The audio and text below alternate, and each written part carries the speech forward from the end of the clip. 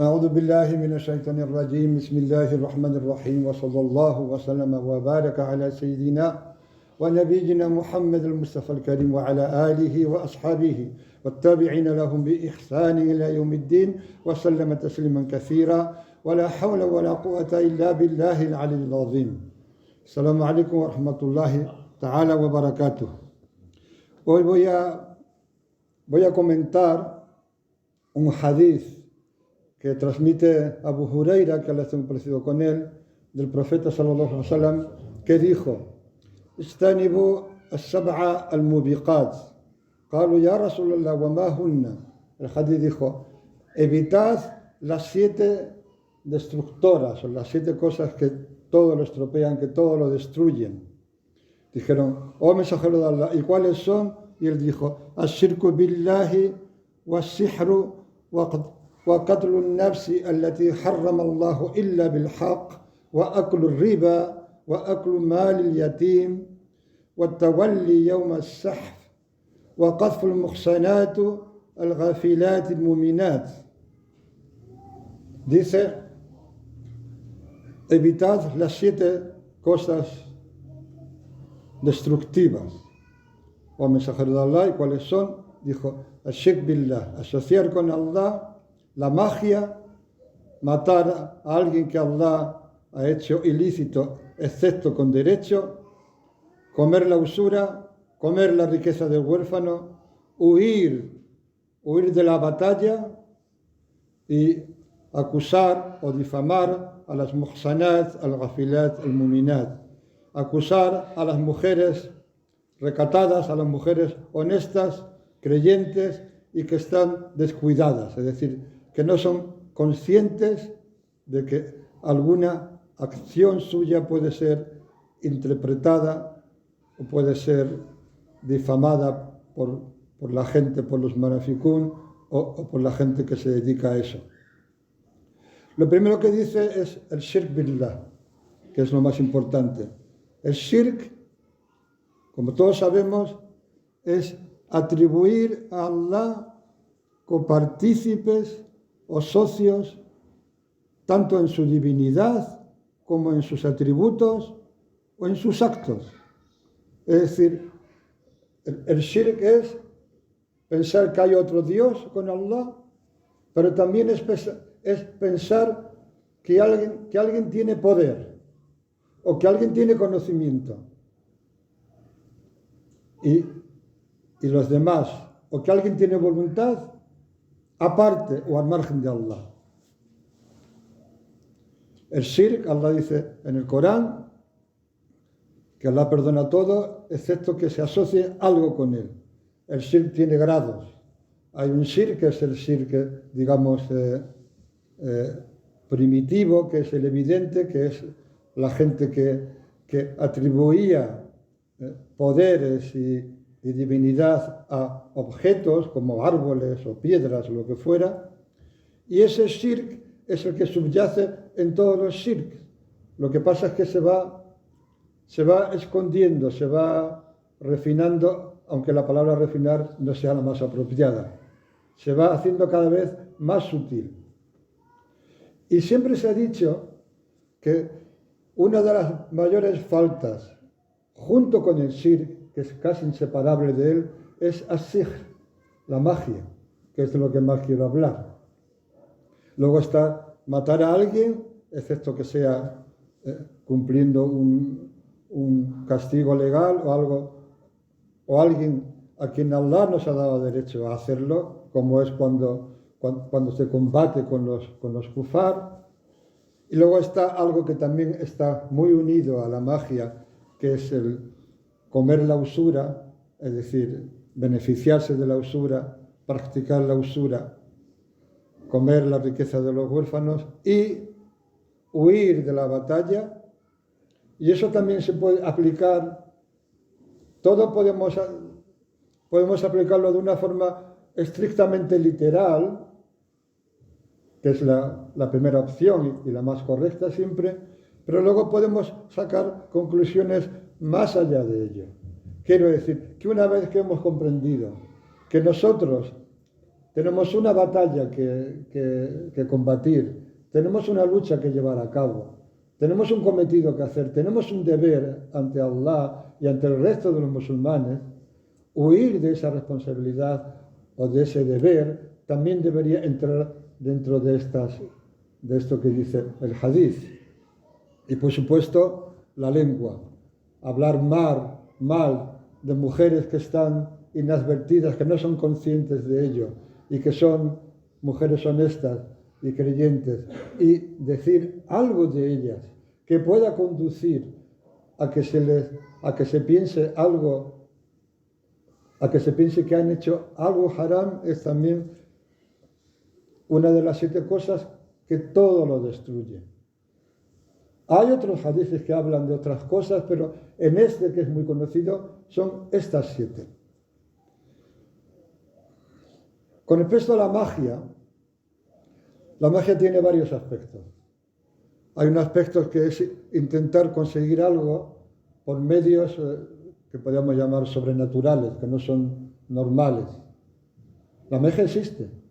Existe tanto que hasta Sallallahu Alaihi Wasallam fue hechizado, fue objeto de magia, hasta el punto de que creía que había hecho algo que no había hecho. Duró lo que duró, pero fue hechizado. Y existe también, tal y como se recoge en esta aliyah.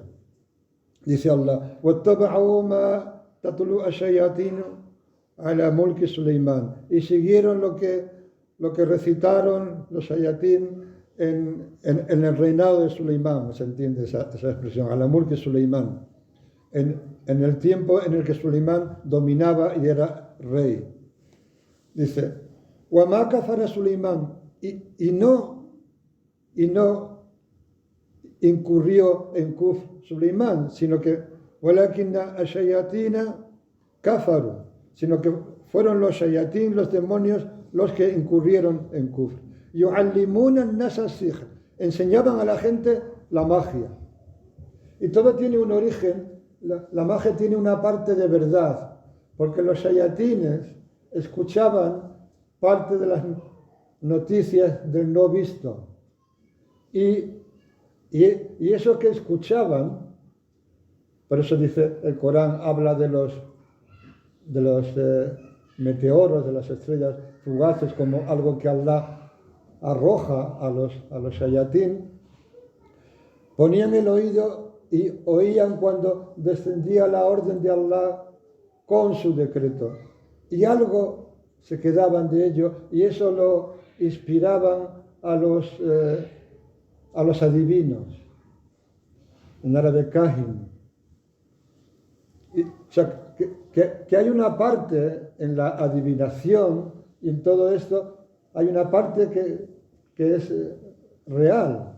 Dice, enseñaban a la gente la magia. Y luego dice, وَمَا أُنْزِلَ عَلَى الْمَلَكَيْنِ بِبَابِيلَ هَارُوتَ وَمَارُوتَ. Y lo que se les hizo descender a los 2 ángeles en Babil, que se correspondería con Babilonia, Harut wa Marut. Estos son 2 ángeles que se extrañaron ante Allah de que los seres humanos pudieran desobedecer de la manera que lo hacían, porque ellos estaban reservados de desobedecer a Allah, estaban ma'asumín, y no podían entender cómo los seres humanos desobedecían a Allah como lo han hecho desde el principio de los tiempos, robando, fornicando, asesinando, etc.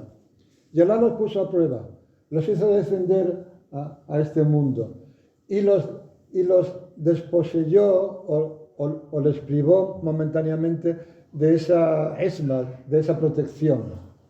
Y fueron puestos a prueba. La historia es larga, pero voy a resumir simplemente un pequeño detalle. Fueron puestos a prueba con una mujer muy hermosa llamada Zahra o Zuhra, una mujer que pertenecía a los faris, y lógicamente cayeron rendidos ante sus encantos y acabaron fornicando con ella. Mientras lo hacían, alguien los vio y cuando se dieron cuenta de que alguien los había visto, tuvieron que matarlo para que no lo contaran. De manera que fueron gradualmente cometiendo una tras otra todos los actos de desobediencia que ellos no entendían cómo el ser humano podía caer en ellos.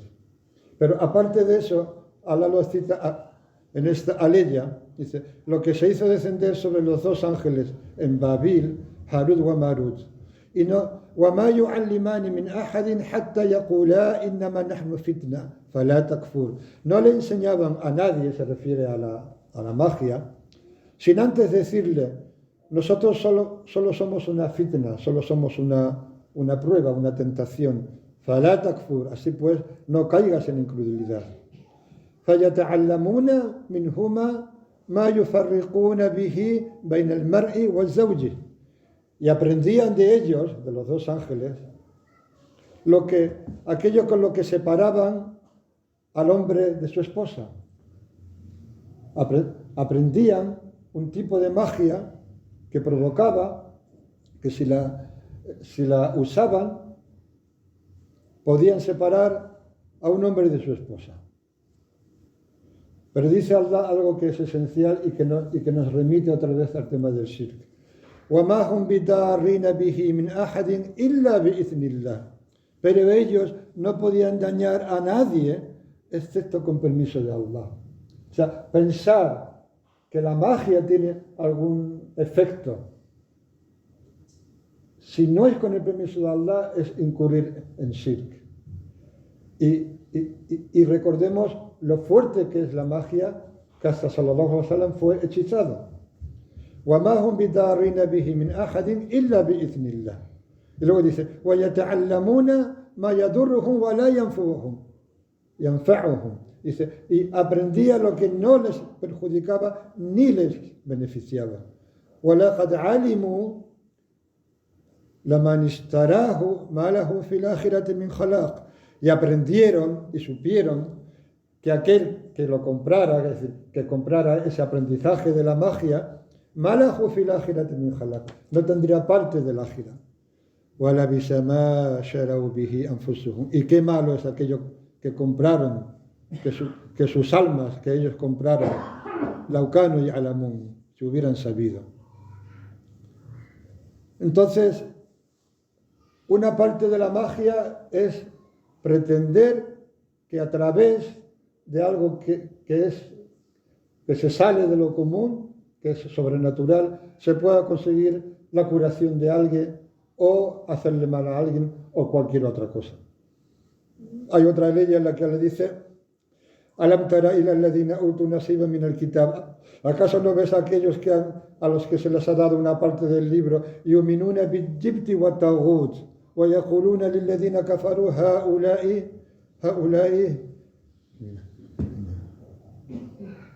ahda min alladhina amanu sabila.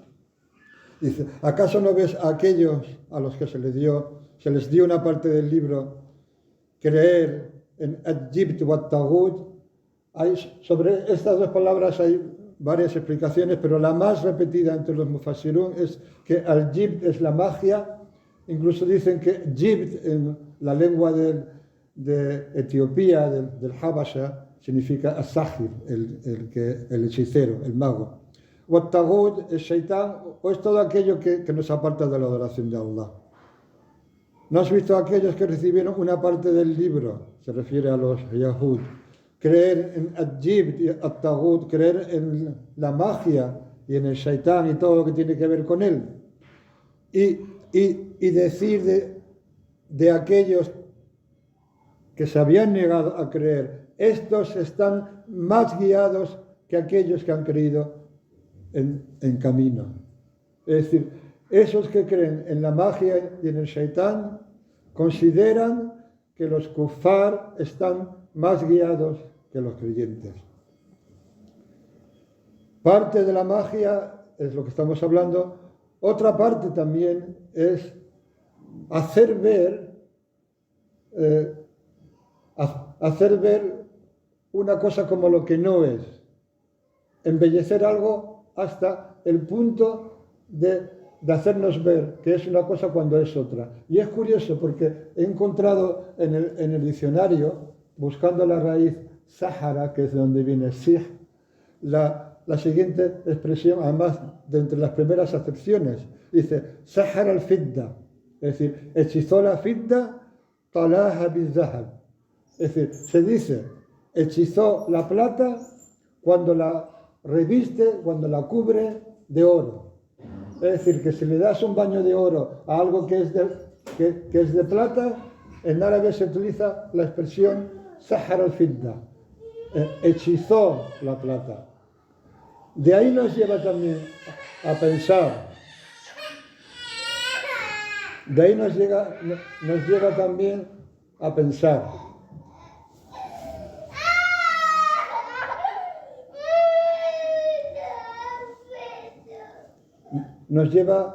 pensar aquello que ya fue mencionado en la última jutba, de que si nosotros creemos que lo que se llama dinero es dinero, eso no está lejos de la magia, porque nos están haciendo creer que algo que no es algo es ese algo, y no lo es. Y eso es importante porque eso nos tiene a todos hechizados. O sea, yo me he sorprendido a mí mismo, y lo confieso claramente, mirando imágenes de muchos billetes de euros y desearlos, hasta que uno se da cuenta de que es lo que estoy deseando, papeles. Entonces nos han cambiado las cosas, y eso lo sabemos todos.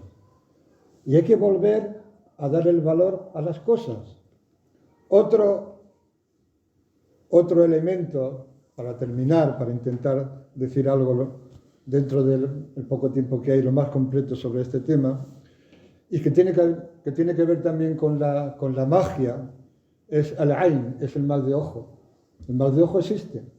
El mal de ojo tiene que ver con la envidia. El mal de ojo está en la ley en la que Allah dice wa min sharri hasidin idha hasad, me refugio en Allah, min sharri hasidin idha hasad, del daño de un envidioso cuando envidia. Cuando envidia significa cuando te mira con envidia. Y esa mirada del envidioso provoca lo que se llama mal de ojo. Y hay una ley del Corán en la que Jacob alayhi salam les dice a sus hijos: وَقَالَ يَا بَنِيَّ لَا تَدْخُلُوا مِنْ بَابٍ وَاحِدٍ وَادْخُلُوا مِنْ أَبْوَابٍ مُتَفَرِّقَةٍ وَمَا أُغْنِي عَنْكُمْ مِنَ اللَّهِ مِنْ شَيْءٍ إِنِ الْحُكْمُ إِلَّا لِلَّهِ عَلَيْهِ تَوَكَّلْتُ وَعَلَيْهِ فَلْيَتَوَكَّلِ الْمُتَوَكِّلُونَ. Esto está en la sura de Yusuf, cuando Yusuf le pide a su hermano Benjamín, me parece, que vengan todos los hermanos. Jacob les dice: oh hijos míos, no entréis, es decir, no entréis en la ciudad de Mis por una sola puerta, sino que entrar por puertas separadas. ¿Por qué?